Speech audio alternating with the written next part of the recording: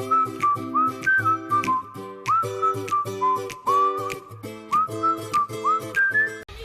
guys, I'm back at it again, making another video about something I broke or something that failed. So today we're working on shocks because the other day I noticed that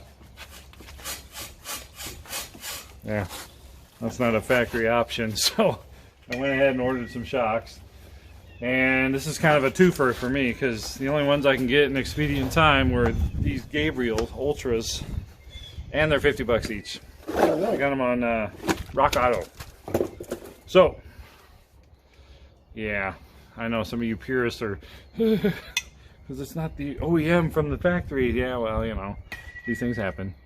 If these last 50,000 miles, that's, you know, I'm going to be replacing this car at the end of summer most likely, so I'll just get another one, mind you. But so these shocks are going to get me down the road, and they'll probably last 100,000 miles, and that's fine. And they should do the purpose just well. So if I can save a bunch of money and get the same results, albeit maybe a slight bit shorter than the original 176,000 miles that are on these, you know, I'm okay with that, because this car I'll probably have for another 20,000 miles, and I'm gonna have to let it go get another one. It's not so long in the tooth. So all that aside, I've already begun much of the work. Here, let me get this switch.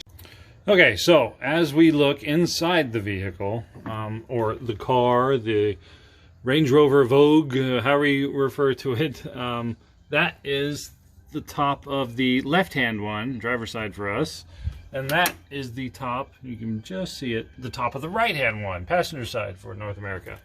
So what you have to do is pull off the spare tire load space cover, or not the load space cover, that's up here, but the spare tire cover that goes in the back, of course, and it comes out of that hole and that hole, and there's no hardware whatsoever. You literally just pull the handle, boop, you take it up so high, and you just pull it right out, and there you go, set it aside, and that's it for the top.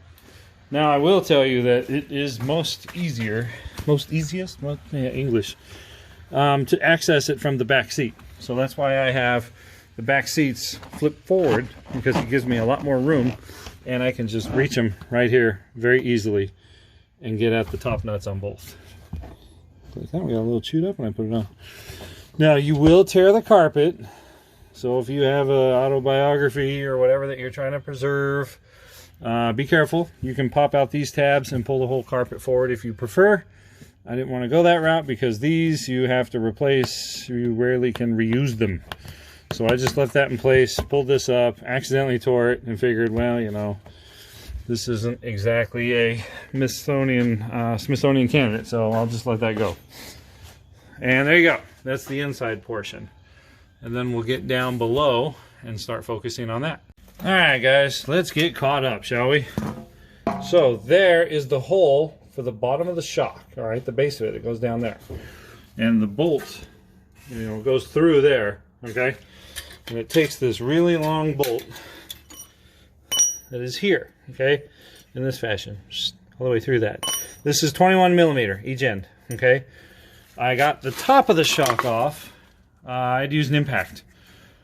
So the impact is the only thing that's going to spin it fast enough to get that sucker off and buzz that nut off, and then it literally just fell out. This ear goes inside the control arm below, so pay attention when you reassemble that this extended ear goes inside that hole, well, hold on, that hole to add stability, so it's not just load bearing on the bolt itself, but the body of the shock. So pretty clever design. All right, so that's about it. I'm going to get this done, reinserted, which should be a very short process because I'm going to do the bottom, and then once I get the top lined up, you know, mount the bottom, then pop that thing off, then slowly feed the shock through the hole above, you know, the strut mount at the top. Okay, and then buzz that down with an impact. Pretty straightforward stuff. And then I'll show you the reassembly portion because I kind of skipped ahead a little bit and then decided to back it up. So I'll show you where all the body panels come in and out and stuff like that too, because that's actually the hardest part of this job. Okay, so give me a few and I'll catch you up. Alright guys, here's a quick update. I had to feed it through the hole. You could just see the strut mount up there, or the body mount up there.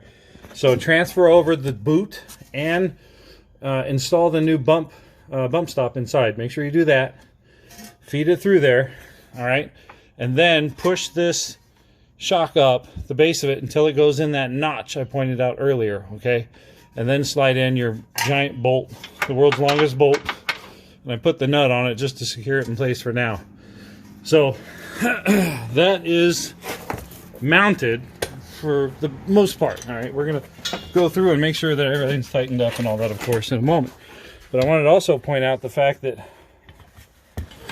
this is a great time to check the rubber in that. Now you can see mine looks pretty good, but if you got dry rot and that sucker's showing a lot of cracks, you're gonna want to replace that, because there's a potential that shock will go poing up through there. No, the old BMWs, that was a major problem. I never heard of it happening really, but you know, it could, of course. So there you go. So now I got to get the top washer on that.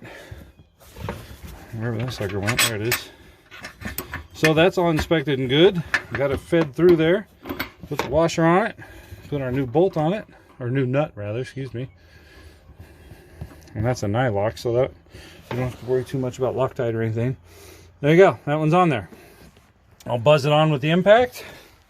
Tighten that one on. I don't remember what the torques are, but it was really damn tight. So I think that's my torque spec for putting it back together. And that's pretty much it. And then put the wheel back on, and then I'll show you how to put all the interior pieces back in. Okay, so give me a few. All right, job's complete. I got the wheels back on, everything torqued down. Went through and made sure all my fasteners were tightened down and everything. I got my off-road box back in the truck with the toe straps I got going on in there.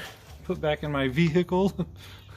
I heard the Brits laugh that we call it a vehicle, so I can't help but have fun with that one. Vehicle.